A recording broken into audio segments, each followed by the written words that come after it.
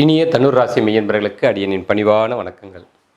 ஸ்ரீ குரு பகவானுடைய பெயர்ச்சி தங்களுக்கு எப்படி இருக்க வருதுன்றதை பார்க்கறக்க வரும். பொதுவாக இந்த ராசியுடைய மகத்துவம் அப்படி எடுத்துட்டா காலச்சக்கரத்தினுடைய 9வது ராசி தனுர் ராசி. இந்த ராசி பாக்கியங்களுக்கெல்லாம் சிறந்ததாக விளங்கக்கூடிய ஒன்று. இயற்கையாகவே பல பாக்கியங்களை பெறக்கூடிய இயற்கை தகுதி வாய்ந்தவங்களாக தனுர் ராசிக்காரில் இருக்க வருவாங்க. அவங்களுடைய தொழிலே எடுத்துக்கிட்டோம்னாக்கா அவங்களுடைய எண்ணங்கள் செயல்கள் எல்லாமே எடுத்துக்கிட்டோம்னாக்கா இயற்கையாகவே ஒரு பாக்கியத்தை சம்பாதிக்கிற மாதிரி தான் இருக்க வரும்.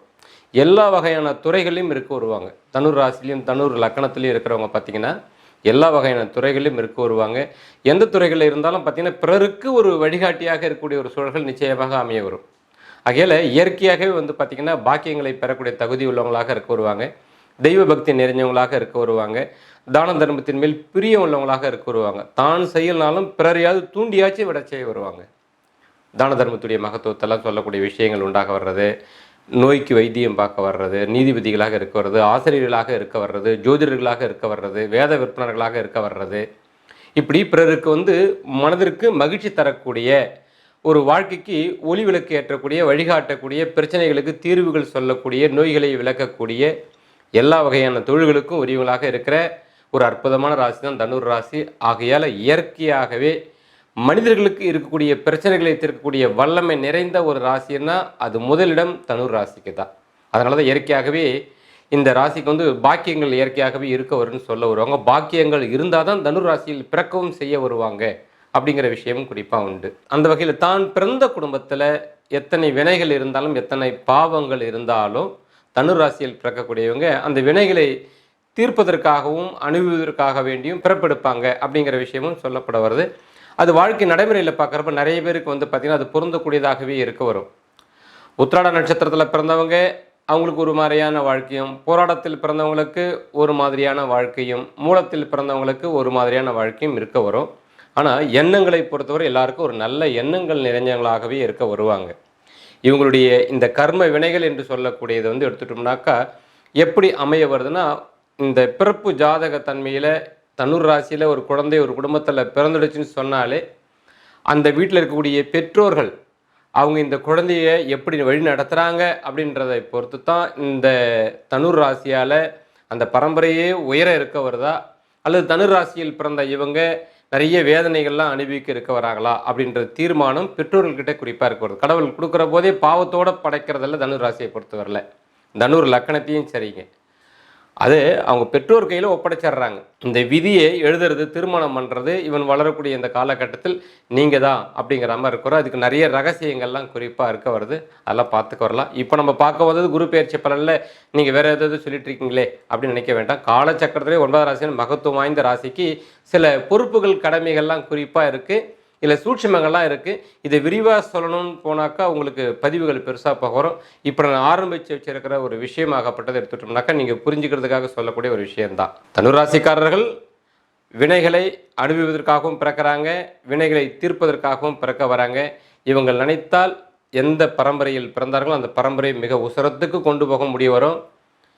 இவர்களை அணுகக்கூடியவர்களையும் பார்த்திங்கனாக்கா அவங்களுடைய பாவ வினைகளெல்லாம் தித்துப்படி செய்து ஒரு நல்ல வாழ்க்கைக்கு வழிகாட்டி அவங்கள உயர்ந்த ஸ்டேஜுக்கு கொண்டு போகக்கூடிய தகுதியும் இவங்ககிட்ட இயற்கையாக இருக்க வருது. அதே நேரங்களில் பெற்றோர்களுடைய அவர்களுடைய ஆசீர்வாதமும் அவர்கள் செய்யக்கூடிய செயல்களும் தனுர் ராசிக்காரர்களை தீர்மானம் செய்து வாழ்க்கையில் உயர்த்துறதோ அல்லது வாழ்க்கையில் துன்பங்களையே அனுபவிச்சுட்டு இருக்க வர்றதோ சூழ்நிலைகளும் உருவாக்கக்கூடிய வாய்ப்புகள் நிறைய இருக்குது அப்படிங்கிற ரகசியத்தை தெரிஞ்சுக்குவாங்க.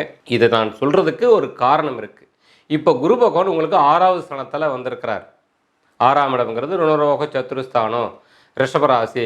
எங்களுக்கு அந்த ராசியும் ஆகாது, குரு பகவான் 6ல் போகிறதும் எங்களுக்கு நல்ல பலன் இல்லை அப்படின்னு தான் எல்லாருமே சொல்லி இருக்கிறாங்க. அதனால் கொஞ்சம் மனசுக்குள்ளே ஒரு சின்ன ஒரு அச்சம் இருக்க தான் செய்ய வருது, பலனை கேட்கவே விருப்பமே இல்லைன்ற மாதிரிலாம் கூட நிறைய பேர் நினச்சிருக்க வரலாம். உண்மை அப்படி இல்லை. இந்த நல்லதும் தீயதும்ன்ற 2 பலன்கள் அங்கே இருக்க வருது. நல்லா இருக்கீங்க, பெற்றோர்களும் சிறப்பானவங்க, விசேஷகரமாக இருக்க வராங்க, நீங்களும் விசேஷகரமாக இருக்கீங்கன்னா குரு பகவான் உங்களுக்கு எப்பொழுதும் எங்கேயும் நல்லது மட்டுமே செய்ய வருவார்.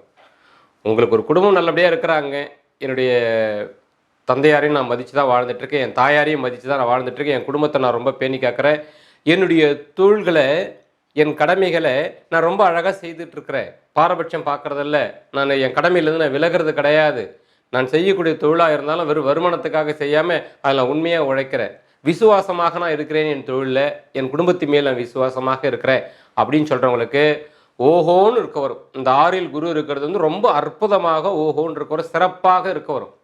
நிச்சயமாக விசேஷகரமாக இருக்க வருவீங்க. உங்கள் வாழ்க்கையில் தெரிந்தோ தெரியாமலும் விதி பயனால் வினை பயனால் உங்களுக்கு ஏதாகலும் ஒரு கெட்ட நேரம், அதாவது ஒரு நோய்கள் இருக்குது, விரோதம் இருக்குது, தேவையற்ற சச்சரவு தரக்கூடிய நபர்களாக இருக்கிறாங்கன்னா அவங்கெல்லாம் உங்கள்கிட்ட வந்து விலகிடுவாங்க. கடன் தீர்ந்து போக வரும், நோய்கள் தீர்ந்து போக வரும், பிரச்சனை பண்ணுறவங்க உங்களுக்கு நண்பர்களாக மாறிடுவாங்க. வேறு எந்த விஷயத்தில் உங்களுக்கு வில்லங்கம் இருந்தாலும் சரி, அது மண்மனையிலேயாக வரட்டும், வாகனமாக வரட்டும், வாழ்க்கையாக வரட்டும், வில்லங்கம் இருந்தால் அந்த வில்லங்கம் எல்லாம் சரியாக போக வரும். உங்களுக்கு மனதுக்கு பிடிக்காத ஒரு விஷயமெல்லாம் உங்களுக்கு விரோதம் தானே, அந்த விரோதம் எல்லாம் சரியாக போக வரும். இதுக்கு சொல்கிறதுக்கு காரணம் இருக்குது. எல்லா ஜோசியரும் இப்படி சொல்லவே இல்லை, நீங்கள் மட்டும் நான் புதுசாக ஒரு கதையை விடுற மாதிரி எதுவும் நினைக்காதீங்க. உண்மை எல்லாமே சூட்சமம் எல்லா இடத்துலையும் மறைஞ்சு இருக்க வருது. சூட்சமத்தை எடுத்துக்க வரணும். 9 கிரகம் தானே, அப்புறம் ஏன் 27 நட்சத்திரம் கொடுத்தாங்க இல்லைங்களா? ஒரு கிரகத்துக்கு 3 நட்சத்திரம் கொடுத்து வச்சுருக்கிறாங்க, அங்கங்கே பதுக்கி வச்சுருக்கிறாங்க. ஏன் வச்சுருக்கிறாங்க, என்ன காரணன்றதை நம்ம யோசிக்க வரணும். அந்த வகையில் நீங்கள் தெரிஞ்சிக்க வேண்டிய விஷயம், நீங்கள் விசேஷகரமாக இருக்க வருவீங்க. நம்ம சொன்ன விசுவாசத்தை உங்கள் குடும்பத்தின் மேலும் உங்கள் தொழில் மேலும் நீங்கள் காட்டுவராக இருந்தால், நீங்கள் இந்த 6ஆம் ஸ்தானத்தில் வந்த குரு பகவான் உங்களுக்கு சகல வல்லமையும் கொடுப்பார். விரோதிகளுக்கு சிம்ம சொப்பனமாக இருக்க வருவீங்க. உங்கள் பரம்பரை பாவ வினைகள் இருந்தாலும் சரிங்க, அந்த வினைகள்லாம் உங்களுக்கு தித்துப்படி ஆகிடும். இந்த காலகட்டம் ரொம்ப விசேஷமாக இருக்க வரும், சிறப்பாக இருக்க வரும். ஏன்னா இந்த குரு பகவான் யார் அப்படி எடுத்துட்டோன்னா, உங்களுடைய ஜென்ம ராசிக்குரியவர், உங்கள் இயக்கக்கூடிய தலைவனே அவர் தான். நீங்கள் மூல நட்சத்திரமாகலாம், போராடமோ அல்லது உத்திராடமோ இருக்க வரலாம். எந்த நட்சத்திரமாக இருந்தாலும் இந்த நட்சத்திரத்தை ஆளக்கூடிய மண்டல கிரகமாக இருக்கக்கூடியது யாருன்னா, தலைமையேற்று இருக்கக்கூடிய யாருன்னா குரு பகவான் தான், குரு பிரகஸ்பதி சுவாமி தான். அதே போல் உங்களுக்கு தாய் ஸ்தானத்துக்கு உரியராக இருக்கிறது யாருன்னாலும் பார்த்தீங்கன்னா இதே குரு பகவான் தான். ஆகையில் மீன ராசி உங்களுடைய 4வது ராசி, தாய் ஸ்தானம், சொத்து சுகங்கள் எல்லாவற்றுக்கும் உரிய ராசி அதுதான்.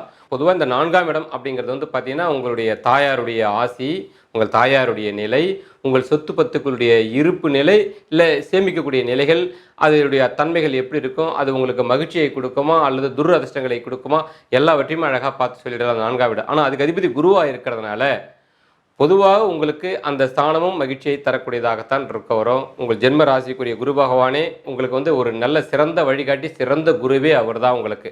அதனால் வாழ்க்கையில் பொது தனுராசிக்காரர்களை பொறுத்தவரை பிறருக்கெல்லாம் வழிகாட்டக்கூடியவங்களாக இருக்க வருவாங்க. தனக்கு யாரும் வழிகாட்ட வேண்டிய ஒரு சூழல்கள், நிர்பந்தங்கள் இருக்காது பொதுவாக. அதே நேரங்களில் இந்த அமைப்புக்காரர்களாக எப்படி நடந்துக்கணுன்ற ஒரு விஷயங்கள்லாம் குறிப்பாக இருக்க வருது. அதையும் நம்ம அடுத்தது பார்க்க வரலாம். இப்போ குரு பகவான் 6ஆம் இடத்துல விரோதி ஸ்தானத்தில் நிற்க வரார் இல்லைங்களா? அப்போது நம்முடைய கிரகம், நம்முடைய தாய் ஸ்தானத்துக்குரிய கிரகமாக இருக்கிற குரு பகவான் நம்முடைய தலைவன், நம்மளை இயக்கக்கூடிய மூளையாக இருக்கக்கூடியவர், எண்ணமாகவும் மனமாகவும் இருக்கக்கூடிய அந்த கிரகம் 6ஆம் வீடுன்ற விரோதி ஸ்தானத்தில் போய் நிற்க வரார். இப்போ அது என்ன சொல்ல வருது, தாயார் நமக்கு விரோதம் ஆகிடுவாங்களா, இல்லை நம்ம சொத்துக்கள் நமக்கு விரோதமாகுமா, அல்லது நமக்கு நாமளே விரோதம் ஆகிடுவோமா, என்ன ஆகும் அந்த இடத்துல அப்படின்ற ஒரு விஷயங்கள் எடுத்து பார்க்குற போது இங்கே தான் நம்ம பார்க்க வேண்டிய பலன்கள். எல்லாருக்கும் ஒரே மாதிரி பலன் கிடையாது, பிரித்து எடுத்துக்கு வரணும். இப்போ நான் சொல்லக்கூடிய விதத்தில் நீங்கள் எப்படி இருக்கீங்க அப்படின்றதை பொறுத்து நீங்கள் இந்த பலன் உங்களுக்கு எப்படி நடக்குன்றதை முடிவு செய்துக்க வரலாம். ஏன்னா மிக முக்கியமாக தெரிஞ்சிக்க வேண்டிய ஒரு விஷயம், பொதுவாக உங்களுக்கு இது நடக்கும், அது நடக்கும், அது நடக்கும், ஆஹா பாசிட்டிவாக சொல்லிட்டா இருப்பா, ரொம்ப சந்தோஷம். இல்லை கிரகச்சாரம் சரியில்லை, நெகட்டிவாக சொல்லுவாங்க, நான் இதோட நிப்பாட்டி ஸ்கிப் பண்ணிட்டு போயிடுறேன் அப்படின்றவங்களும் இருக்க வருவாங்க. அப்படி கிடையாது. பலன்கள் என்பது எல்லாருக்கும் ஒரு மாதிரி கிடையாது. அவங்களுடைய நடப்பு விகிதாச்சாரத்தை பொறுத்து தான் பலன்களும் இருக்கும். அப்போது நீங்கள் தெரிஞ்சிக்க வேண்டிய ரகசியங்கள், பொதுவாக இந்த ஆண்டுல எப்பவுமே நீங்கள் தெரிஞ்சிக்க வேண்டிய ரகசியம், குரு என்றால் யார் அப்படின்னாக்கா இந்த தனுசு ராசிக்காரர்கள் எல்லாருமே குரு தான், ரொம்ப சந்தோஷம். அப்போது இவங்களுக்கு வாழ்க்கையில் குருவாக இருக்கிறது யாராக இருக்க வருவாங்கன்னா இறைவனாக இருக்க வருவார். அந்த இறைவன், அந்த பரம்பொருள் வந்து பார்த்திங்கன்னா கீழே கட்டக்கூடிய ஒரு பேப்பரில் இருந்தால் கூட ஒரு செய்தியை அவங்களுக்கு கொடுக்க வருவார். ஒரு சின்ன குழந்தைகிட்ட இருந்தால் கூட பார்த்தீங்கன்னாக்கா ஒரு சொல் வந்து உங்களுக்கு வந்து விடை கிடைக்கக்கூடிய சூழ்நிலை உண்டாக வரும். ஒரு பிச்சைக்காரனாக இருப்பார் வருவான், அருவருக்கத்தக்க வகையில் போக வருவான். உங்களுடைய கேள்விகளுக்கு அவங்க கூட உங்களுக்கு விடை கொடுக்கக்கூடியதாக இருக்க வருவான், வழிகாட்டக்கூடியனாகவும் இருக்க வருவான். வாழ்க்கையில் வந்து எங்கிருந்து ஒன்றாலும் உங்களுக்கு கிடைக்க வரலாம். அப்போ இந்த ராசியில் பிறந்தவங்க முதல்ல அடிப்படையான ஒரு குணத்தை வச்சுக்கணும்னா, யாரையுமே ஊதாசீனப்படுத்தவே கூடாது. யார் பேசினாலும் யார் சொன்னாலும் எல்லாம் எனக்கு தெரியும், நீங்கள் என்ன சொல்கிற, நான் என்ன கேட்குறது, அதெல்லாம் முடியாது, எனக்கே நீங்கள் சொல்ல வரீங்களா அப்படின்னு எப்பொழுது நீங்கள் எந்த நிலையில் உயர்ந்தாலும் சரி யாரையும் நீங்கள் மட்டம் தட்டி பேசக்கூடாது. அப்போவே உங்களுக்கு விரோதி ஆயிட்டீங்கன்னு அர்த்தம். எங்கிருந்து ஒரு செய்தி உங்களுக்கு ஒன்று கிடைக்க வருதோ அந்த செய்தியை நீங்கள் நிராகரிக்கக்கூடாது, ஊதாசனம் செய்யக்கூடாது. ஒன்று புகழலாம், ஒருத்தருக்கு 4 பேருக்கு அறிவுரை சொல்லக்கூடிய ஒரு மகானை நீங்கள் பார்க்குறீங்க, இல்லை சாதாரண ஒரு பிச்சைக்காரனை கூட பார்க்குறீங்க. அவர் சொல்லக்கூடிய வார்த்தை நல்ல வார்த்தைன்னா அந்த வார்த்தையை வந்து நீங்கள் வந்து ஒன்று பாராட்டலாம், இல்லை அமைதியாக இருந்துடணும். இல்லை உங்களுக்கு ஒரு செய்தி கிடைக்குது, யாரோ ஒரு குழந்தை மூலமாக ஒரு நிகழ்வு நடக்குதுன்னா, இந்த செய்தி எனக்கு தேவையே படாது, ஆனால் எதுக்காக இந்த செய்தி என் காதில் வந்து விழுது? ஒரு பேப்பரில் பார்க்குறீங்க, ஏதோ ஒரு செய்தி வந்து படிக்கிறீங்க, அது ஏதோ ஒரு அறிவுரையை உங்களுக்கு உணர்த்துற மாதிரி இருக்கணும்னா, இது எதுக்காக கடவுளை எனக்கு காட்டி கொடுக்குறாருன்னு தெரியலையேன்னு சொல்லி, சரி ஏதோ ஆண்டவன் சித்தம் இதை காட்டி கொடுக்குறாரு, ஒரு ஓரமாக அதையும் சேவ் பண்ணி வைக்கணும்னு சொல்லி நீங்கள் அப்படி தான் போக வரணும். இதெல்லாம் எனக்கு வேண்டாம், நீ எனக்கெல்லாம் புத்திமை சொல்கிற அளவுக்கு நீ ஒன்றும் பெரிய ஆள் கிடையாது, அதெல்லாம் நீ எல்லாம் ஓரம் போ அப்படின்ற மாதிரிலாம் யாராவது இருக்கிறாங்கன்னா தன்னைத்தானே பகைச்சிக்கிறாங்கன்னு அர்த்தம். ஏன்னா குருநிலை அப்படிங்கிறது வந்து பார்த்தீங்கன்னா இவங்களை மெருகேற்றுவதற்காக வேண்டி இந்த இயற்கை வானத்திலிருந்து ஒரு செய்தி கிடைக்க வரலாம், இந்த பூமியில் இருக்கக்கூடிய எதில் குப்பை குளத்துல கூட ஒரு செய்தி கிடைக்க வரலாம், யார் மூலமாக இருந்தவனாலும் எந்த தரப்பாக கூட இருக்கலாம், எந்த மதமாக இருக்க வரலாம், எந்த நிலையிலிருந்து வேணாலும் சரிங்க ஒரு செய்திகள் கிடைக்க வரும். இந்த செய்திகளை எல்லாம் பொதுவாக வந்து கிரகிச்சிக்கூடிய ஆற்றல் கொண்டவங்க இயற்கையாகவே தனுராசிக்காரர்கள். அப்படி கிரகிச்சிக்க வரணும். எந்த செய்தியை நாமோ சாதாரணமாக நம்ம கிடைக்கக்கூடிய விஷயத்தை உதாசனப்படுத்துகிறோமோ, நம்ம குடும்ப உறவுகளிலே கூட பார்த்தீங்கன்னா சின்ன குழந்தை நமக்கு புத்திமை சொல்கிற மாதிரி சில சூழல்கள் வரலாம், இல்லை சொல்லும். ஏதோ ஒரு செய்தியை சொல்ல வராங்க, சரி சொல்லிட்டு வாங்கிக்கணும், எதையும் உதாசனப்படுத்தக்கூடாது. சரின்னு அமைதியாக உத்து கவனிச்சுக்கு வரணும், அவ்வளோதான். அதை கேட்கணும், மதித்து தான் அதை பண்ணி ஆகணும் அப்படின்றதெல்லாம் ஒரு விஷயங்கள் கிடையாது. இது புரிஞ்சுப்பீங்கன்னு நினைக்க வர நீங்கள். ஏன்னா வாழ்க்கையில் பல சம்பவங்கள் நடக்கக்கூடிய நிகழ்வுகளில் இருந்து பார்த்தீங்கன்னா எங்கேயோ நடக்கிற வேற யாரோ ஒருத்தருடைய பிரச்சனையாக இருக்கிறோம், நம்மளை அதை கேட்க வைக்கிறதுனா அதுலேருந்து ஒரு செய்தி ஒன்று ஏதோ ஒன்று இருக்க வரும். அதை நீங்கள் வந்து சேவ் பண்ணி வச்சுக்கணும், அதை உதாசனப்படுத்தக்கூடாது. அவங்க தான் நமக்கு என்னத்துக்கு ஏன் வழியே அது வந்து நம்ம போகிற போது அவனுக்கு பேசிகிட்டு இருக்கானுங்க, அந்த கதை நம்ம காதில் விடுது, அதெல்லாம் நம்ம நிராகரிச்சிடணும் அப்படிங்கிற மாதிரி இல்லாமல் அதுக்காக உத்து கேட்கணும்னு நான் சொல்லவும் இல்லை. பொதுவாக அந்த செய்தி நம்ம காதில் வந்து விழ வைக்கிறாரு, இறைவன் தான் விழ வைக்கிறாரு. அப்போ அந்த செய்தி ஏதோ ஒரு விஷயம் நம்ம வாழ்நாளில் தேவைப்பட இருக்க வருது அப்படின்றத மட்டும் நீங்கள் நினச்சிட்டா மட்டும் போதுமானது.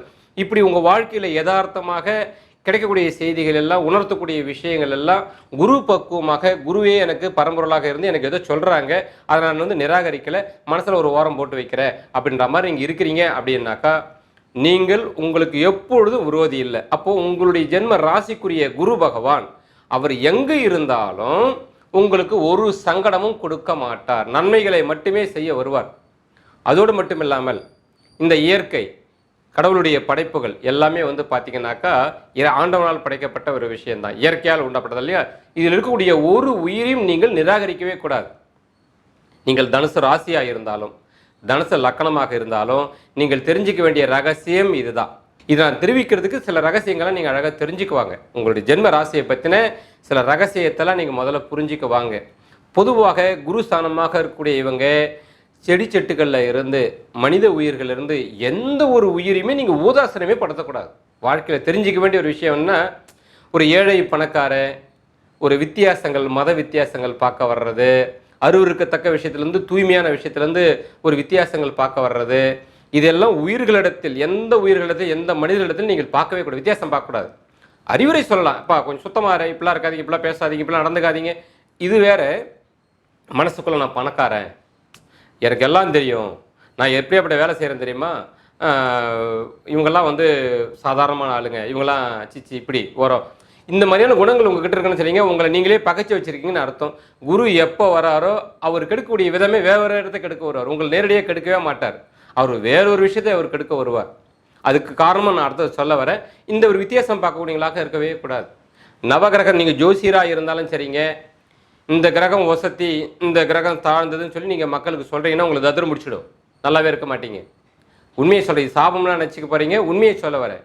ஜோசியர்களாக இருக்கிறீங்க அப்படின்னாலும் சரிங்க, அல்லது நீங்கள் ஆசிரியராக இருந்தாலும் சரிங்க, இந்த பையன் பணக்கார பையன், இவன் ஒன்றும் இல்லாத பையன், இந்த பையன் மக்கு, இந்த பையன் அறிவாளி, கொஞ்சம் வித்தியாசம் நீங்கள் பார்த்தாலும் சரிங்க, உங்களுக்கு தத்திரம் பிடிச்சிடும். அந்த தத்திரம் எங்கே தாக்குன்றதை நான் அடுத்தது சொல்ல வரேன். ஏன்னா உங்களுடைய ஜென்ம ராசிக்கு படைப்பு கடவுளான பிரம்மா தான் வந்து அதிதேவதையாக வரக்கூடியவர். அவர் தான், அவர் படைத்த எந்த ஒரு உயிரினத்தையும் சரிங்க நீங்கள் ஊதாசனப்படுத்தவே கூடாது, உயர்வுதார்வு பார்க்கவே கூடாது. எல்லாம் இறைவன் படைப்பு, எல்லாம் ஈசனால் உருவாக்கப்பட்டது. ஆகையில் இந்த படைப்புகள் நான் எப்பொழுதும் பெருமையாக பார்க்கிறேன். நான் எந்த வயசாக இருந்தாலும், என்னோட சின்ன வயசாக இருந்தாலும் சரி, வித்தியாசங்கள்லாம் பார்க்கல, எல்லாத்தையும் மதிப்பு மிக்கதாக நான் பார்க்குறேன்னு சொல்லி இங்கே இருக்கிறீங்கன்னு சொன்னால், குரு பகவான் எங்கே இருந்தாலும் சரிங்க உங்களுக்கு சங்கடம் வராது. உங்களுக்கு மட்டும் இல்லை, நான் அடுத்தது சொல்ல போகிற விஷயத்து பாவத்துக்கு பார்த்தீங்கன்னா சங்கடங்கள் வரவே வராது, எல்லாம் சிறப்பான முறையில் இருக்க செய்ய வரும். இது ஒரு யோக ரகசியம், உங்கள் வாழ்வியல் ரகசியம், கேட்கறதுக்கு சாதாரணமாக இருக்க வரும். இதில் தான் உங்களுடைய பெரும் ரகசியங்களே அடங்கியிருக்க வருது. உங்கள் வாழ்க்கையுடைய சிறப்புகளே இங்கே தான் அடங்கியிருக்க வருதுங்க. அப்படியாப்பட்ட குரு பகவான் ஆகப்பட்டவர் அவர் விரோதி ஸ்தானத்தில் இருக்கிறாருனாக்கா முதல்ல நாம் தனக்கு தானே விரோதி ஆகாமல் இருக்கக்கூடிய மனப்பக்குவத்தை வச்சுக்க வரணும். படைப்புகளை நேசித்தல், உயர்வுதாழ்வு பார்க்காம இருக்கிறது. எந்த செய்திகள் எங்கிருந்து கிடைச்சாலும் அதை உயர்வுதாழ்வு பார்க்காம ஊதாசனம் செய்யாமல் அந்த செய்தியை கிரகிச்சக்கூடிய ஒரு ஆற்றலை வச்சுக்க வரணும். அப்படிங்கிற ஒரு விஷயம் முதல்ல யாரையும் உதாசனப்படுத்தக்கூடாது. எந்த ஒரு விஷயம் பேசக்கூடியவங்க தவறாக பேசுகிறவங்களா இருந்தால் சரிங்க, கொஞ்சம் மதிப்பு மரியாதை குறைவாக பேசுகிறவங்களா இருந்தாலும் அவங்கள பார்க்கக்கூடாது. சரி, அவங்களோட பக்கத்துக்கு அவங்கவுங்க பேசிகிட்டு இருக்க வராங்க, இவங்க நம்ம எதுவும் நெட்டு சொல்லக்கூடாது, உதாசனப்படுத்தக்கூடாது அப்படின்ற ஒரு எண்ணங்கள் முதல்ல வரணும். நீங்கள் ஒருவருக்கு தெரியாமல் பின்னால் ஒருவர் விமர்சனம் பண்ணாலும் சரிங்க, அது உங்களுக்கு தோஷமாகவே சேர வரும். அது யாரை தாக்குங்கன்னு அர்த்தம் சொல்ல வரேன். பொதுவாக இந்த செயல்கள் இது செய்யக்கூடாது. ஏன்னா படைப்பு என்பது பிரம்மா, அந்த பிரம்மாவுடைய அமைப்பு கொண்ட ராசி தான் தனுர் ராசி. ஆகல இவங்களோட படைப்புகள் எல்லாவற்றையும் நேசிக்கிற பக்குவம் இருந்தாலே அத்தனையும் நீங்கள் ஜெயிச்சிருப்பீங்க. சின்ன போதே உங்கள் பெற்றோர்களோ உங்கள் குடும்ப ஜோசியரோ இந்த விஷயத்தை உங்களுக்கு சொல்லி கொடுத்து நீ இப்படி தான் நடந்துக்கணும், இப்படி தான் பார்க்கணும் இந்த உலகத்தை அப்படின்னு மட்டும் இருந்திருந்தா நீங்கள் நிச்சயமாக ஒரு உன்னதமான ஸ்தானத்தில் இருக்க வருவீங்க. உங்கள் குடும்ப கடமைகளில் தடைகள் எதுவுமே இருக்க வர சிறப்பான முறையில் முடிக்க வருவீங்க. ஆக குரு பகவான் நம்ம எப்பொழுதும் பகைச்சக்கூடாதுன்ற ஒரு விஷயம். இப்போ குரு பகவான் 6ல் வந்திருக்காருங்க. இப்போ இவர் என்ன செய்வார்? 2 தரப்புக்கான பலன் நான் சொல்லியிருந்தேன். யாருக்கு செய்வார், யாருக்கு செய்ய மாட்டார் பார்க்குற போது அந்த இடத்துல மறைஞ்சிருக்கக்கூடிய ஒரு ரகசியம், ஒரு நட்சத்திரம் தான் முக்கியமானது. கிருத்திகை, ரோகிணி, மிருகசிரிஷன் சொல்லக்கூடிய நட்சத்திர கூட்டம் அங்கே இருக்க வருது. இந்த கிருத்திகைனா யாருங்கன்னா சூரிய பகவான். இந்த சூரிய பகவான் உச்சம் பெறக்கூடிய எங்கன்னா உங்களுடைய பிள்ளைகள் ஸ்தானத்தில் தான் உச்சம் பெறுவார். உங்கள் குலதெய்வ ஸ்தானத்துக்கு உரியவராக இருக்கிறது யாருன்னாக்கா, உச்சமான ஸ்தானமாக இருக்கிறது யாருனாக்கா சூரிய பகவான் தான். மேஷ ராசியில் 5வது வீடு உங்கள் புத்திரஸ்தானம் அதுதான், குலதெய்வ ஸ்தானம் அதுதான், உங்கள் தாத்தா ஸ்தானமும் அதுதான்.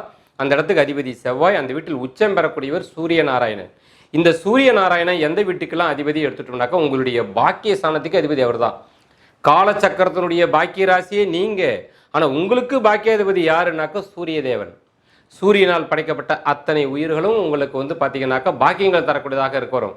அப்படி நீங்கள் யாரையாவது ஒருத்தர் உதாசனப்படுத்த சரிங்க உங்கள் பாக்கியத்தை நீங்களே குறைச்சிக்கிட்டீங்கன்னு அர்த்தம்.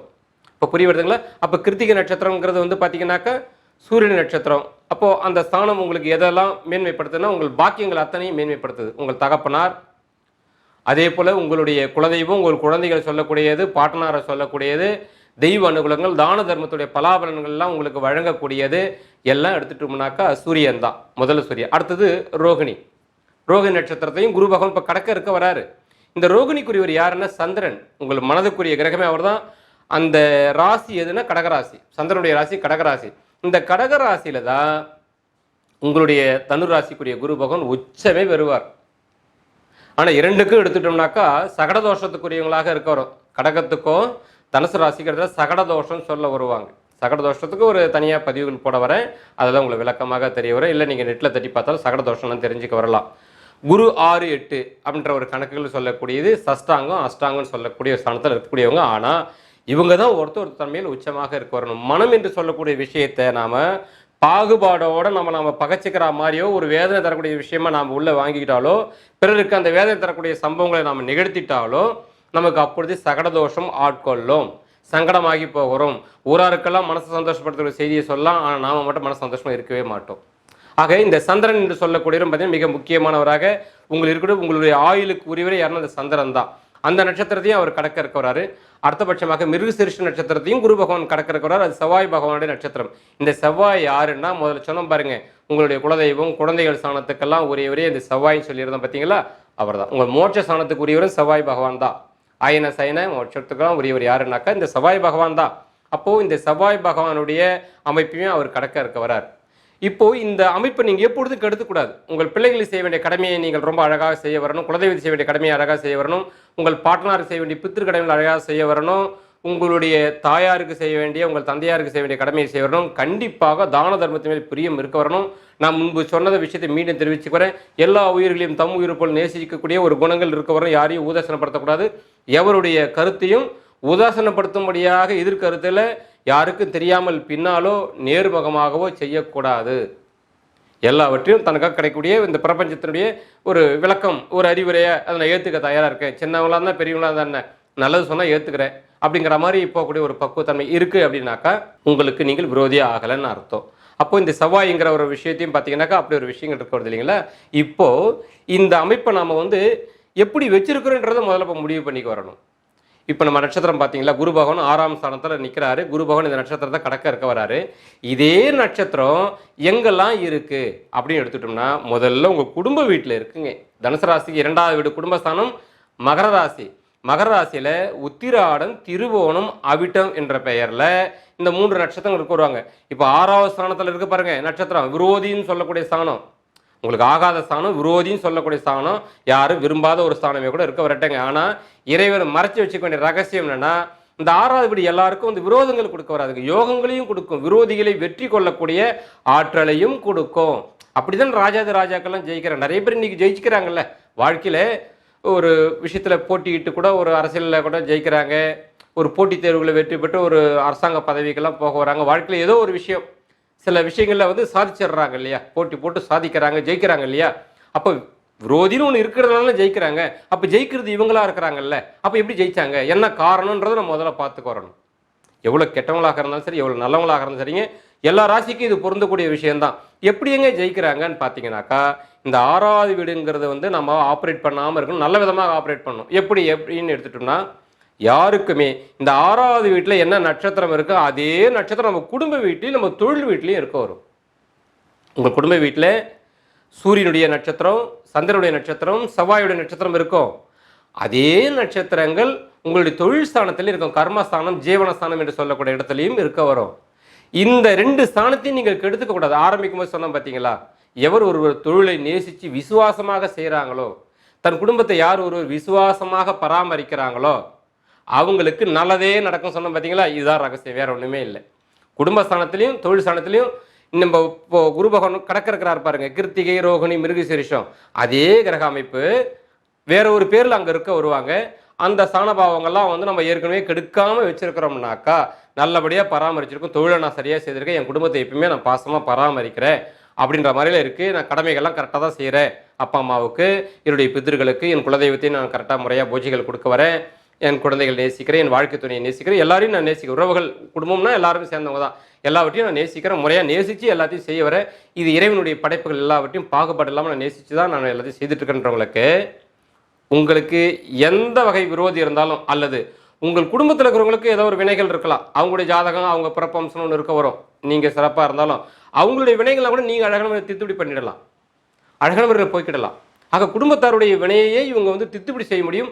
கர்ம வினை, பாவ வினைகள்லாம் இவங்க கட்டி போட முடியவரோ, குடும்பத்தாருக்கு யாருக்காக இருந்தாலும் சரி கட்டி போட முடியும். அவ்வளோ வல்லமையான ஆற்றல், விரோதிகளை வெற்றி கொள்ளக்கூடிய ஆற்றல்கள் இவங்களுக்கு உண்டாக வரும். இதுதான் 6ஆம் வீட்டில் குரு பகவான் இருக்கக்கூடிய பலன். ஒரு வேளை தொழிலை ஒழுங்காக செய்யறதில்ல, வருமானத்துக்காக தான் செய்கிறேன், நான் விசுவாசமாக தொழிலை செய்ய வர்றது கிடையாது, குடும்பத்தில் சண்டை சச்சரவு யாரையும் நேசிக்கிறது இல்லைன்னா, ஆல்ரெடி உங்கள் முன்னோர்களே வந்து பார்த்தீங்கன்னா, அல்லது உங்களுடைய பெற்றோர்கள், ஏன்னா தனுசு ராசியில் பிறந்தால் அவங்க பெற்றோர்கள் கையில் தான் இருக்குது இந்த வாழ்க்கையில் எப்படி வாழ போகிறீங்கன்றது. தெரிஞ்சோ தெரியாமல் ஏதோ உங்களுக்கு சாபனம் கொடுத்துருக்குறாங்க, அவங்களும் ஏதோ பாவங்கள் பண்ணியிருக்கிறாங்க. உங்களுடைய யோக ரகசியம், தனுசு ராசியில் பிறந்த ஒருத்தருடைய யோக ரகசியம் வாழ்க்கையில் சிறப்பாக வரணும்னா நம்ம இப்படி நடந்துகின்ற ரகசியங்கள் உங்கள் ஜோசியரோ யாரோ சொல்லித்தராமல் இருந்திருக்கிறாங்க, அவங்களுக்கு தெரியாமல் போயிருக்கு அப்படின்னு சொன்னாக்கா, இந்த 6ஆம் வீட்டில் வர்றபோது பார்த்தீங்கன்னா நமக்கு விரோதங்கள் தாங்க உண்டாக வரும். குரு பார்க்குற இடமே விரோதமாக தான் இருக்க வரும். இதுதான் ரகசியம். இப்போது குரு பகவான் நாங்கள் நல்லா வச்சுருக்கோம். ஏன்னா இயற்கையாகவே தனுசு ராசிக்காரர் நல்லா தான் வச்சுருக்க வருவாங்க, தொழிலை ஒழுங்காக செய்ய வருவாங்க. அதே போல் வந்து குடும்பத்து மேலேயும் ரொம்ப பற்றுதல் உள்ளவங்களாகவும் இருக்க வருவாங்க. நேர்மையான செல்வத்தை சம்பாதிக்கணும்னு ஆசை உள்ளவங்களாக தான் இருக்க வருவாங்க இல்லையா. அதில் இயற்கையாக நல்லா இருக்க வரும், இயற்கையாகவே நல்லா இருக்க வரும். அதனால் உங்களுக்கு ஏதாகலும் ஏதோ ஒரு சூழலில் கடன் இருந்தாலோ, அல்லது வம்பு வழக்கில் ஏதாவது இருந்தாலோ, அல்லது ஒரு நோய் நொடிகள் இருந்தாலும் சரிங்க, அதெல்லாம் நிவர்த்தி ஆகிடும். சச்சரவுகள் விலகி போக வரும். இல்லை இந்த மாதிரி குடும்பத்திலே ஒரு சிரமங்கள்லாம் நாங்கள் கெடுத்து வச்சுக்கிறோம், சூழ்நிலைங்க, நான் ஒன்றும் தப்பண்ணல, என்னை வழியை தப்பு பண்ண வச்சுட்டாங்க, தொழிலையும் பார்க்குற போது நான் நினச்சாலும் நேர்மையாக இருக்க முடியாத ஒரு தொழிலாக இருக்க வருது, கொஞ்சம் பாவம் நிறைஞ்சதாக இருக்குது, இல்லை நான் பாவத்தை பண்ணியிருக்கிறேன் அப்படின்றவங்களுக்கு வந்து பார்த்தீங்கன்னாக்கா கொஞ்சம் கடன் நெருக்கடிகள் உண்டாக பார்க்க வரலாம். ஏதாவது ஒரு வகையில் சின்ன சின்ன வம்பு தும்புகள் உண்டாக பார்க்க வரலாம். கவனமாக இருக்கணும், குடும்பத்திலையும் கவனமாக இருக்க வரணும். கலக்கத்தை உண்டாக்காமல் வார்த்தைகளில் கவனம் செலுத்த வரணும், தொழிலில் கவனம் செலுத்த வரணும். வீண் விரயங்கள் ஆகிறதுக்கு வாய்ப்புனால ஆற்றலை கொட்டணும், அளந்து கொட்டுன்ற மாதிரி கொஞ்சம் பார்த்து நடந்துக்க வரணும். ஏன்னா குருவுடைய பார்வையை அந்த ஸ்தானத்தெல்லாம் விழறதுனால கொஞ்சம் அழகாக பார்த்துக்க வரணும். ஆகையில எப்பவுமே நல்லதே நினைக்கக்கூடிய நீங்கள் தெய்வ அனுகூலத்தை கெட்டியாக பிடிச்சிக்குவாங்க, பிரம்மதேவரை வழிபாடுகள் சேர்த்துட்டு வாங்க, வாழ்க்கை உயர்ந்த ஸ்தானத்துக்கு நிச்சயமாக போக வரும். நான் சொன்ன விஷயங்களை கடைபிடிச்சிக்குவாங்க. நிச்சயமாக நல்லா இருக்கும். அப்படி நாங்கள் கடைபிடிச்சு அப்படி தாங்க இருக்கு எல்லாத்தையும் நேசிக்கிறேன்றவங்களுக்கு குருவுடைய பார்வை 10ல் விளையாடுறதுனால, உங்கள் தொழில் ஸ்தானத்தில் விளையாடுறதுனால கர்மாக்கள், உங்கள் கடமைகளை உங்கள் பிள்ளைகளுக்கு செய்ய வேண்டிய பாக்கியங்களோ அல்லது ஒரு பதவி, இப்போ சாதாரணமாக இருக்கிற இளைஞராக இருக்கிறவன் ஒரு கணவனாக மாறுறான், கணவனாக இருக்கிறவன் ஒரு குழந்தை பிறந்தா தகப்பனாக மாறுறான், தகப்பனானதுக்கப்புறம் தனக்கு பிறந்த பிள்ளைக்கு ஒரு குழந்தை பிறக்கனாக்கா தாத்தாவாக மாறுறாங்க. இப்படி ஒரு முதிர்ச்சிகள் வருது இல்லையா, பதவி கிடையாது. அது போல பதவிகள்லாம் கிடைக்க வரும். ஏதோ ஒரு வகையான ஒரு நல்ல விஷயங்கள் நடக்க வரும். குடும்ப பாவத்தில் தனுராசிக்காரர்களுக்கு ஒரு நல்ல செய்தி ஒன்று இருக்குது. அவங்க கடமையை செய்யக்கூடிய ஒரு விஷயம் இருக்க வருது, பூரிப்படையக்கூடிய விஷயம் இருக்குன்னு சொல்லக்கூடியது ஒன்று. தொழிலும் பார்த்தீங்கன்னாக்கா அழகான முறையில் வந்து ஏதோ ஒரு வகையில் விரிவாக்கம் பண்ணணும், மாறுதல் செய்ய வரணும் அப்படின்ற எண்ணங்கள்லாம் உண்டாக வரும். நன்மையாக இருக்க வரும். நான் சொல்வது குருவை சரியான முறையில் ஆக்டிவேஷன் செய்து வச்சுருக்கிறவங்களுக்கு, நான் சொன்ன அந்த குணப்பக்குவங்கள்லாம் வச்சுருக்கிறவங்களுக்கு சொல்ல வரேன். இந்த ஸ்தானம் குரு இருக்கிறதுனால உங்களுக்கு விரோதங்கள் ஏதாவது இருக்குதுங்க தொழில்னா, அந்த தொழில் விரோதங்கள்லாம் நிவர்த்தி ஆகிடும், நல்லபடியாக இருக்க வரும். அடுத்தபட்சமாக உங்களுடைய குடும்ப ஸ்தானத்தை அவர் பார்வை, குடும்பத்தில் ஏதாவது ஒரு சுப நிகழ்வுகள் செய்ய வைக்கிறது. ஏன்னா அவர் விரயஸ்தானத்தை அவர் பார்வை பண்ணுறாரு. சுப விரயங்களை ஏற்படுத்தி கொடுக்க வருவார். ஒரு வீடு கட்டலான்னு இருக்கிறேன், வாகனம் வாங்கலாம் இருக்கேன், இல்லை குடும்பத்தில் ஒரு விசேஷங்கள் இருக்க வருது, அதெல்லாம் செய்யணும் அப்படின்ற முறையிலையோ இப்படி ஒரு நல்லதெல்லாம் செய்ய வைக்க வருவார் இந்த குரு பகவான். ஆக இந்த குருன்றவர் வந்து பார்த்தீங்கன்னாக்கா கடன் இருந்தாலும் நிவர்த்தி பண்ணிடுவார், பிரச்சனைகள் தான் நிவர்த்தி பண்ணிடுவார். நடக்க வேண்டிய சம்பவங்கள் எதாக இருந்தாலும் சரிங்க, எனக்கு மனசு கொஞ்சம் ஒரு பயமாக இருந்துச்சு, நடக்குமா நடக்காதுன்னு தெரியல, ஒரு கவலையாக இருந்ததுன்னா அந்த கவலைகள்ன்றது கூட ஒரு விரோதம் தான், அதெல்லாம் நிவர்த்தி பண்ணி விட்டு போயிடுவார். ஏன்னா உங்கள் ராசிநாதன் தானே குரு பகவான், அவர் தானே அங்கே பயணம் பண்ணுறாரு. அவர் உங்களுக்கு எப்படி விரோதத்தை செய்ய வருவார்? நாம் தான் அவரை விரோதமாக ஆக்கி வச்சிடலையே, குருவுடைய குணத்தோடு தான் நம்ம இருக்கிறோம் இல்லையா? அப்போது நம்முடைய விரோதத்தெல்லாம் அவர் நிவர்த்தி பண்ணிடுவார், நம்ம பயத்தை எல்லாம் அவர் போய்க்கிடுவார். இப்படி தான் பலன் பார்க்க வரணும். நாம் அந்த குருவை நாமளே குருவாக இருந்து நாமளே குருவுடைய தன்மையில் இல்லாமல் கெடுத்து வச்சுருக்கிறோம் தொழிலையும் குடும்பத்தையும் தான். நானே எனக்கு பகையானேன் அப்படின்ற மாதிரி பாடல் பாடுற மாதிரி தான் இருக்க வரும் விரோதம். அப்போ பார்க்குற இடத்தெல்லாம் வந்து பார்த்தீங்கன்னாக்கா வீண் விரயம் உண்டாகும். குடும்பத்துக்காக செய்யக்கூடிய விஷயங்கள் வீண் விரயமாக வரும். தொழிலில் ஒரு பிரச்சனை வர பார்க்க வரலாம். இதெல்லாம் நீங்கள் பார்த்துக்குவாங்க. அப்படி ஏதாவது இருக்குது அப்படின்னாக்கா சிவாலயத்தில் இருக்கக்கூடிய பிரம்மதேவருக்கு நீங்கள் வந்து தொடர்ச்சியாக பார்த்துட்டு வாங்க. வியாழக்கிழமையில் நீங்கள் பார்த்துட்டு வந்தால் ரொம்ப நல்லாயிருக்கும். வியாழக்கிழமையில் மாலை வேலைக்கு அப்புறம் ஒரு 7 மணிலேருந்து 9 மணிக்குள்ளே இருக்கக்கூடிய காலகட்டத்தில் குரு தட்சிணாமூர்த்தி சுவாமியையும் அதே போல் பிரம்மதேவரையும் ஸ்ரீ மகாகால பைரவரையும் நீங்கள் தரிசனம் செய்துட்டு வர்றது உங்களுக்கு ராஜ யோகத்தை கொடுக்கக்கூடியதாக இருக்கிறோம். அதே ஆலைகளில் கண்டிப்பாக நவகிரகம் இருக்கும் இல்லையா, நவகிரகம் அடைபட்டு இருக்கக்கூடாது. அடைபட்ட நவகிரக கோயிலுக்கு நீங்கள் போகிறது விசேஷம் தர வராது. நவகிரகத்தில் எந்த பூட்டும் போட்டு வச்சாலும் கதவும் மூடி இல்லைங்க, எப்பவுமே ஓப்பன் பிளேஸில் தான் இருக்க வருது அப்படின்னா அந்த நவகிரகத்தை நீங்கள் வந்து 9 முறை அழகான முறையில் வளம் வந்து 9 முறை வளம் வந்து இந்த 9 நவகிரகங்களையும் ஒன்றாக பாவிக்க வரணும். ஒன்றாக பாவிக்க வரணும். எல்லாம் என் கிரகம் தான், என்னுடைய கிரகம் குரு தான், அவர் மட்டும் ஸ்பெஷலாக நான் பார்த்து வழிபாடு பண்ணுறேன் அப்படிலாம் இருக்கக்கூடாது. 9 பேரும் ரொம்ப முக்கியம். எல்லாமும் இந்த 9 கிரகங்களும் இறைவனால் படைக்கப்பட்டவங்க தான், பிரம்மனால் படைக்கப்பட்டவங்க. அதனால் எனக்கு எல்லாருமே ரொம்ப முக்கியம் அப்படின்னு நேசித்து நீங்கள் வளம் வரணும். 9 முறை வளம் வந்தீங்க அப்படின்னா உங்களுக்கு வாழ்க்கையில் மாறுதல் நிறைய இருக்க வருங்க. ஒவ்வொரு வியாழக்கிழமையும் நீங்கள் செய்ய வரலாம். நிச்சயமாக வாழ்க்கையில் வந்து ஒரு பெரும் மாறுதல் வர்றதை நீங்கள் நல்ல உணர்ச்சி வரலாம். இது இப்போதைக்கு மட்டும் கிடையாது, வாழ்நாள் முழுக்கவே நீங்கள் கடைபிடிச்சுக்குவாங்க. இந்த பரிகாரத்தை உங்களுக்கு ரொம்ப நல்லா இருக்கும், அற்புதமாக இருக்க வரும். நான் கடந்த பதிவில் நான் சொல்லியிருந்தேன், எல்லாருக்கும் தெரிவிச்சிருந்தேன். தமிழ் புத்தாண்டு பலன் போடுற போது பார்த்தீங்கன்னா குரு பகவான் 5ல் இருக்காரு, மே 1லேருந்து குரு பகவான் 6ஆம் இடத்துல வராரு. அதுக்குள்ளே நீங்கள் குலதெய்வத்தை போய் பார்த்துட்டு வந்துடுங்க, உங்களுக்கு நன்மையாக இருக்க வரும் நான் சொல்லியிருந்தேன். ஏன் சொல்லியிருந்தேன்னா நிறைய பேருக்கும் தெரியுது, ஏதோ நமக்கு கெடுதல் வர்றது போல தெரியுது, அதனால் குலதெய்வத்து காலை கெட்டியாக பிடிச்சி சொல்கிறதுக்காக அவர் சொல்கிறாருன்ற மாதிரி நினச்சி வராங்க. முதல்ல அவங்க போய் செய்ய வரட்டும் அப்படின்றதுக்காக தான். ஒருவேளை என்னுடைய அந்த பதிவை கேட்டு மதித்து நீங்கள் குலதெய்வத்தை நீங்கள் பார்த்துருக்கீங்க அப்படின்னு சொன்னாக்கா உங்களுக்கு எந்த சிரமம் இல்லை, நல்லா இருப்பீங்க, விசேஷமாக இருக்க வரீங்க. நான் ஏன் அதை சொன்னேன் அப்படின்றதுக்கான ஒரு காரணத்தை இப்போ தெரிஞ்சுக்குவாங்க. உங்கள் குடும்பஸ்தானம், உங்களுடைய தொழில் ஸ்தானம், தெரிஞ்சோ தெரியாமலும் ஏதோ நம்ம குடும்பத்தில் ஒருத்தர் சண்டை போட்டு சாபங்கள் விட்டு பின்னாடி நம்ம கூடி இருக்கலாம், ஆனால் அந்த சாபத்தை நம்ம விலக்கி இருக்க மாட்டோம். தொழிலையும் பார்த்தீங்கன்னாக்கா தெரிஞ்சோ தெரியாமலோ ஒரு தவறுகள் நடக்கும். தொழிலாம் அப்படி தானே இருக்குது. இன்றைக்கி காலத்தில் பார்த்தீங்கன்னா நம்ம சரியாக செய்தால் கூட செய்ய விட மாட்டாங்க, ஏதோ ஒரு விதம் தப்பு பண்ண வச்சுருவாங்க. அப்போ தொழில் சில குற்றம் குறைகள் இருக்க தான் செய்ய வரும் ஆச்சுங்களா. அப்போ வாழ்நாளில் வந்து பார்த்தீங்கன்னா நம்முடைய பெற்றோர்கிட்டையும் பார்த்தீங்கன்னா அவங்க சொல்கிற பட்சம் கேட்காம அவங்ககிட்ட சில பொய்கள் கூட சொல்லியிருக்க வருவோம் வாழ்நாள். இவைகள்லாம் ஒரு தோஷமாக சேர்ந்து நிற்க வரும். நம்முடைய கிரகம் குரு பகவான் எப்பொழுது சங்கடமான ஸ்தானங்களுக்கு போகிறாரோ அப்போது அதோடைய விளைவுகளால் நமக்கு என்ன வரும், தண்டனை கிடைக்க வரும். ஏன்னா குற்றம் செய்யக்கூடாது. குரு ராசிக்காரங்க குருன்னா அவர் குற்றம் செய்யக்கூடாது. மற்றவங்க செய்யலாம், அறியாதவன், அறிந்தவன் குற்றம் செய்யக்கூடாது, அது குற்றமே.